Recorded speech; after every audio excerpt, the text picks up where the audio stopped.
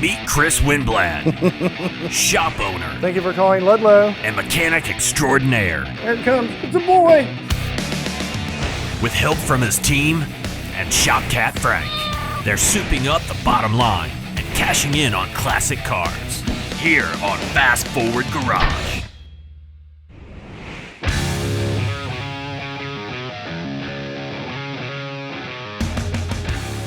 Customer 73 Corvette came in about a month ago. Engine was blown up pretty good, and he wanted to add air conditioning. This customer found us on the internet.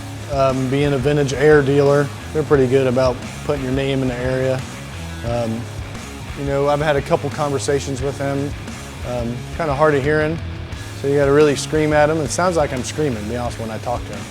But so it's been between him and his two boys. They selected a stroke small block Chevy to go in it. They said it was dynoed at 448, so almost 450 horsepower. We'll probably have to address some other stuff on the drivetrain once that gets in there. Because I've never driven it, you know, I've never seen it run. The oil pan had holes in it and the rods were laying out of it, so it was a mess when it came in. So we pulled the motor and interior apart, and then we sent it to the body shop because it had some rust issues in the front core support, and then he wanted to paint everything under the hood black. I don't do that stuff, I don't paint. So it came back, we got the motor in over on the shelf. Today we're gonna be doing some wiring, some insulation, and then we're gonna start and hopefully complete the air today. Depends on how the day goes. The wiring is what I'm going to pay attention most to because I don't want to have to pull it back apart. But usually what I'll do is I'll go through any connection and pull it apart and look for tinning or heat, signs of heat, you know, because we're going to modernize it a little bit, and those connections usually are the first thing to go.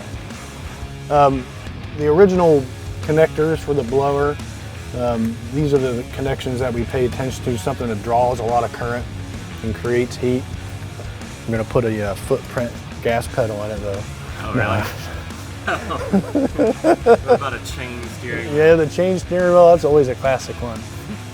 But we're going to do away with all this fabric insulation. We'll put the Dynamat type modern day stuff that looks like foil.